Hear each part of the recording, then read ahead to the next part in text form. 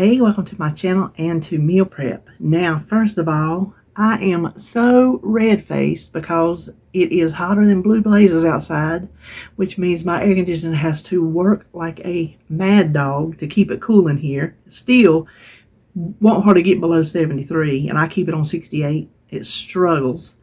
And third, did I say first and second? Anyway, third, I had the oven on because two of my things that I made today I had to bake. Now, let's discuss these recipes. Last week was a home run. Everything I chose and everything I made, they were not my recipes, so I'm not bragging on myself. They were recipes I found, on the internet. Home run. Hit it out of the park. I would redo the whole week again. This week, kind of like a infield foul ball, maybe. I don't know. Pop fly. I wouldn't say out. Maybe a foul ball. This week did not go as I thought it would go.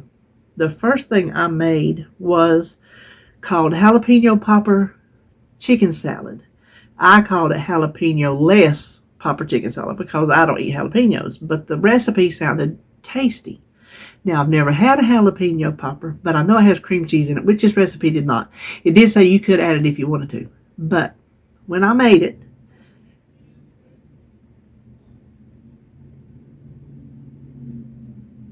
hold on a minute. Okay, I am sorry. That brings me to another snafu in today. That was my husband in there yelling at me because he messed up the TV, messing with buttons that don't even need to be messed with. And he's in there hollering about, what I do? Put this on the blah, blah, blah, blah. I go in there and almost forbid him from touching that remote again. Normally, you think it's the woman who can't do the remotes, but it's just the opposite around here. He is not no remote guru. Anyway, the chicken salad, bland. I made it like it said, without the jalapenos and without the chives because I didn't have any, and I didn't figure I needed them anyway. I wasn't gonna buy them just for that. Bland. So, as you will see, I just started doctoring, just because it just tasted like plain old chicken salad, and I didn't want plain old chicken salad. I wanted something with some flavor. So I just kept adding things and adjusting things, and I'm calling it Dill Pickle chicken salad. Or, as David referred to it, when I let him taste it, he goes, tastes like a chicken sandwich without the bun. I said, chicken sandwich in a bowl. So, listen, I worked with what I had. I did the best I think I could do to bring it back to life, and I think it turned out pretty good. Like I said, I did the best I could do. Then, the clafoutis. It is made with almond flour, which I know almond flour is not smooth, and I expect things to be grainy to a point, but this was just a little bit too grainy. I made plenty of things with almond flour, and they still have a smoothness to them, but this was very grainy. So I'll eat it to keep from wasting it, but I won't make it again, and I won't put it on my website. I'll link the recipe in my description box if you want to go look at it and you want to give it a try, if the grainy part doesn't bother you. But the one thing that did work out was his vanilla cupcakes. It's actually a recipe for vanilla cupcakes with chocolate buttercream frosting, but he wanted the cupcakes just to put berries on. So we both tasted that. I cooked it too long. I read the recipe wrong. So I cooked it 5 minutes too long. So the outside's a little bit overdone. It's kind of like almost like a smooth cornbread. The way it looks, it don't taste cornbready. It's not grainy at all because it's made with coconut flour. And he said he could taste. He said he could taste the coconut. I think before I even told him it was coconut flour, he said he thought that would go good with his berries. So I did not make the frosting, but it is. When I linked the recipe, and I didn't change anything. I didn't change a single thing. So I'm just going to link it like I have been. Put a link on my website that just links you to that recipe, and the chocolate frosting is on that recipe. So the other snafu I was telling you about was Sebastian went home this morning. I knew David was going to be gone, so I thought he might want some berries and cupcakes tonight. He's got a lot on him right now, and I thought, well, that would be good. Plus, he's going to be gone. I have the house to myself. I could go and get my meal prep done, and then tomorrow I wouldn't have to bug him. Because when I'm in there doing my thing, he'll just lay in the bed and watch TV. So I thought, he'll be gone today. I'll just go ahead and do it, and then he'll have cupcakes tonight. I'm in there in the middle of filming, and who comes home? He does. He said it's going to be cooler tomorrow. I'm going to go down there tomorrow. I'm like, oh my gosh. I specifically meal prepped today because you weren't going to be home. Ain't that how it goes? Ain't that how it goes? Anyway, so join me for this meal prep. The lesson to be learned is it don't always work out. Everything does not always work out the way you think it should. Everything does not taste good. I am sorry. If you watch somebody who says every single I ain't trying to be mean. I promise you I ain't trying to be mean. But if you watch somebody who says every single thing they cook and put in their mouth is delicious, I ain't buying it. As David would say, feed that to somebody that will eat it. There's nobody with that track record, 100 batting 1,000 on food. It just ain't. And especially when they're not your recipes, I don't feel an obligation to say this is really good, because I'll tell you, if I like something, I will tell you it's delicious. And if I think it's so-so, I'm going to tell you it's so-so. I have got recipes on my website right now that to me are just so-so, but I made them. You saw the video. I put the recipe up. A lot of my recipes can be tweaked and changed to make them taste like you want them to taste, like I had to do with this chicken salad. You may look at that recipe. I'm gonna write it the way I made it and try to get some amounts the way I was just adding this and that. But you probably want to change it from that. So I'm not going to sit here and say everything that I make is delicious. And today is a perfect example of sometimes things just don't work out. But I hope you decide to join me in this meal prep. And so let's just turn around and get started. To start our chicken salad, we need, the recipe calls for 2.5 pounds of boneless, skinless chicken breasts. I had 2 pounds. I cooked it in the Instant Pot, diced it. I have 6 slices of bacon cooked up crisp, and it calls for a 1/4 cup of red onions. We'll see that that is increased later. So mix that up together, and then we're going to make the dressing. That is a 1/2 cup of mayonnaise, a teaspoon of Dijon mustard. A teaspoon is what the recipe says of hot sauce, but just do it to taste. Any hot sauce you like. A teaspoon of apple cider vinegar, and I did measure this in the lid because you can, kind of go too far with that if you're not careful. Now the next thing is a teaspoon of garlic powder, and I think you can just leave it out. I don't see that it added anything to the recipe, so I don't think it's necessary. And then salt and pepper.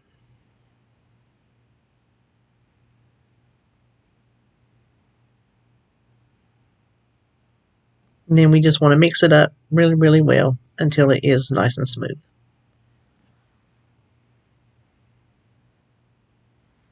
Mix that into the chicken salad and get it completely combined. And this is where the fun is going to start, because I start tasting.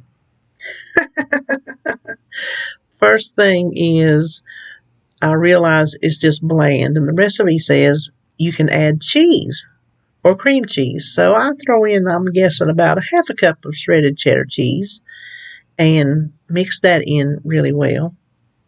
I tasted it again, and it's still bland. It's still dry, I think, to me. So it needed more mayonnaise. So I'm not sure how much more I added in. you can see what I'm globbing down there. I don't think I used a full cup of mayonnaise in the recipe, but probably more than 3/4. So I mixed that in, give it another taste. I thought, well, I'll add a little bit more hot sauce, see if that'll do something. So next, I added some more onions. Still needed something. This was my last ditch effort. The pickles. I've never had pickles in chicken salad. Tuna salad, yes. Chicken salad, no. So I used these little miniature dill pickles, and I just wanted to show you the size I cut them. You can cut them as big or as little as you want, but I just kind of rough diced them, I guess you could say.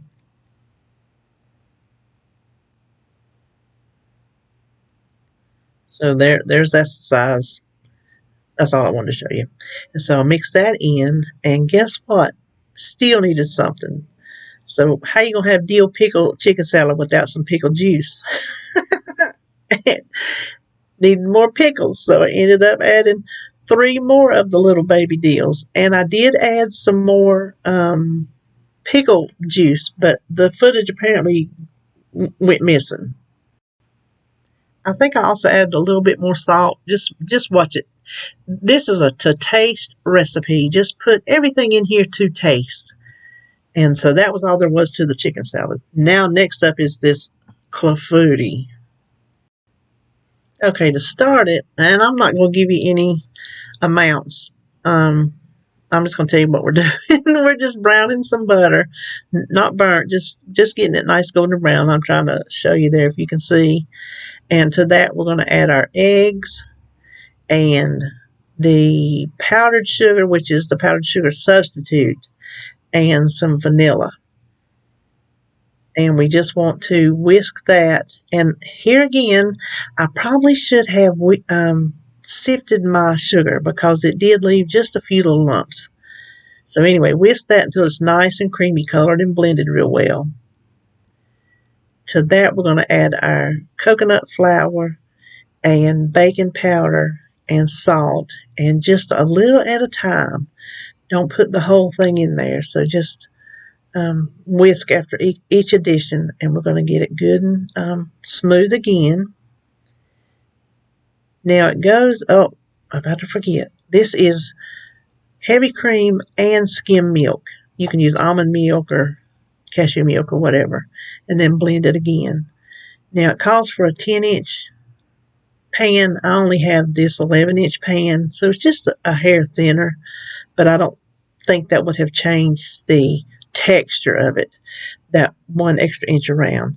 And some blackberries, I opted for the frozen ones just because they were more cost effective. Now it bakes at 350 for 40 minutes until a toothpick comes out clean and the center is no longer jiggly. And that's what I'm doing here. I'm showing you that the toothpick is clean, there's no crumbs, and it is not jiggly in the middle. Now, to divide it up, we're going to make 6 servings. You'll see once I put it in a container that I don't think 1/6 of this is quite enough for a serving. I don't know how that's going to affect the carbs because I haven't put it in there to see. But when you see how small this serving is, I think you'll agree with me to double it up. So at the end, you'll see I changed it from 6 servings to 3 servings. It looks good, though. That's why it surprised me at the texture of it. It doesn't look grainy. All right, on to the cupcakes. Everything goes in the blender. This is 4 eggs. Now I'm going to cut away while I put this almond flour in there because I put my hand in front of the camera the whole blasted time. So that was almond flour and, I think it was the baking powder. It's on the recipe. That's the powdered monk fruit, not the powdered monk fruit, the granulated monk fruit. I'll get it. The heavy cream and melted butter. And all that just goes in the blender. You really couldn't be any easier. And the recipe does say, let's don't forget the vanilla. It does say high-speed blender, but I don't know how that would differ any more than just a regular blender. I put it on like crush or something, and one time I did have to take it down and scrape the sides, but I wanted you to see that it just comes together in a smooth batter. It said pour the batter into the cupcakes, and I was like thinking to myself, this ain't gonna work. So I kept looking at it and kept second guessing myself. But you will see eventually it does pour. But isn't that a nice smooth batter? I thought that was very nice for almond flour. So just fill all 12 cupcakes up. And this bakes at 350 for 20 minutes. I accidentally went 25 and that was too long. 20 minutes.